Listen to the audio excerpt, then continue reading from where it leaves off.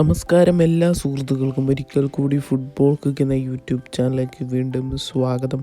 അപ്പോൾ ഗൈസ്, ഇന്നത്തെ വീഡിയോയിലൂടെ നമ്മൾ നോക്കാൻ പോകുന്നത് കേരള ബ്ലാസ്റ്റേഴ്സിനെ കുറിച്ചും ISL കുറിച്ചുമുള്ള ഏറ്റവും പുതിയ അപ്ഡേറ്റുകളാണ്.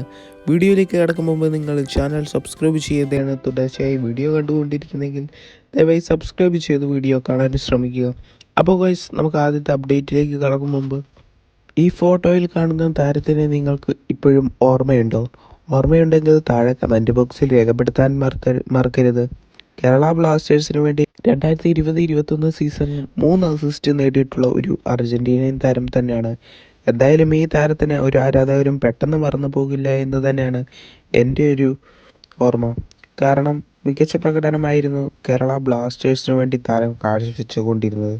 എന്തുകൊണ്ടാണ് ബ്ലാസ്റ്റേഴ്സ് ഈ താരത്തിനെ റിലീസ് ചെയ്തതെന്ന് നമുക്കറിയാൻ സാധിച്ചിട്ടില്ല ഇതുവരെയും. അപ്പോൾ ഗൈസ്, നമുക്ക് അടുത്ത അപ്ഡേറ്റിലേക്ക് കിടക്കാം. വരാനിരിക്കുന്ന മാസങ്ങൾ ആരാധകർക്ക് സന്തോഷം പകരുന്ന ന്യൂസാണ് നൽകിക്കൊണ്ടിരിക്കുന്നത്. ഡൂറൻ കപ്പ് ഓഗസ്റ്റ് 13 മുതൽ സെപ്റ്റംബർ 24 വരെ നടത്തപ്പെടും.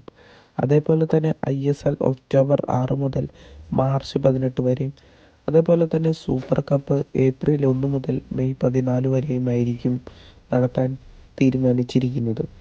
എന്തായാലും ആരാധകരെ സംബന്ധിച്ചോളം ഇതൊരു നല്ല സന്തോഷ വാർത്ത തന്നെയാണ്. അതേപോലെ തന്നെ ഇപ്പോൾ പുറത്തു വരുന്ന ന്യൂസ് അനുസരിച്ച് കേരള ബ്ലാസ്റ്റേഴ്സിൻ്റെ യുവതാരമായ ലാൽത്ത തങ്കേനെ കേരള ബ്ലാസ്റ്റേഴ്സ് വിട്ടുകൊടുക്കില്ല എന്ന് തന്നെയാണ് ഇപ്പോൾ വരുന്ന ന്യൂസ്.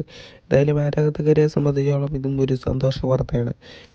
ഓരോ ദിവസവും കേരള ബ്ലാസ്റ്റേഴ്സിൻ്റെ ആരാധകർ നോക്കിയിരിക്കുന്നത് അൽവാരോ വാസ്കിസിൻ്റെ പകരക്കാരനെ തന്നെയാണ്. ഇപ്പോൾ വരുന്ന ന്യൂസ് അനുസരിച്ച് പ്രമുഖ മാധ്യമ റിപ്പോർട്ടറായ ദേവപ്രിയ ദേവ് റിപ്പോർട്ട് ചെയ്ത അടിസ്ഥാനത്തിൽ പേര് വെളിപ്പെടുത്താൻ ഇഷ്ടപ്പെടാത്ത ഒരു ISL ക്ലബ്ബ് ലൂയിസ് മഷാഡോ എന്ന് പറയുന്ന പോർച്ചുഗീസ് താരത്തിനെ ടീമിലെത്തിക്കാൻ ഇപ്പോൾ ശ്രമങ്ങൾ നടത്തിക്കൊണ്ടിരിക്കുകയാണെന്നാണ് ദേവപ്രിയ ദേവ് റിപ്പോർട്ട് ചെയ്തിരിക്കുന്നത്.